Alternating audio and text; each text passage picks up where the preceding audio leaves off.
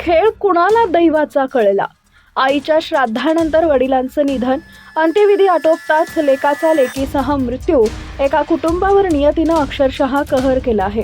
बिहारमधील बांकामध्ये राहणाऱ्या अनुपम कुमार यांच्या कुटुंबावर 12 डिसेंबर रोजी पहिला आघात झाला। त्या दिवशी त्यांच्या आईचं निधन झालं। आईचं श्राद्ध 23 डिसेंबर रोजी पार पडलं। मात्र दुःख संपत नाही तोच अवघ्या 4 दिवसात म्हणजेच 27 डिसेंबर रोजी अनुपम कुमार यांचे वडील रघुनंदन प्रसाद सिंह यांचं निधन झालं।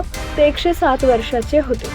आई वडिलांना केवळ 15 दिवसाच्या अंतरात गमावल्यानं अनुपम आणि त्यांचं कुटुंब आधीच शोकात होतं। वडिलांचं अंत्यविधी उरकून अनुपम कुमार कुटुंबासह दिल्लीच्या फरीदाबादला परतत होते।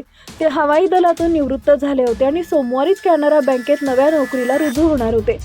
शनिवारी ते त्यांच्या बोलेरो कारमधून प्रवास करत होते। कारमध्ये त्यांच्यासोबत पत्नी श्वेता, मुलगी आस्था वय वर्ष 23 आणि मुलगा अनिश वय वर्ष 25 हे होते।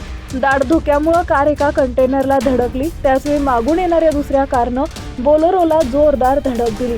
या भीषण अपघातात अनुपम कुमार आणि त्यांची मुलगी आस्था यांचा जागीच मृत्यू झाला। पत्नी श्वेता आणि मुलगा अनिश गंभीर जखमी झाले असून त्यांच्यावर भागलपूरमध्ये उपचार सुरू आहेत।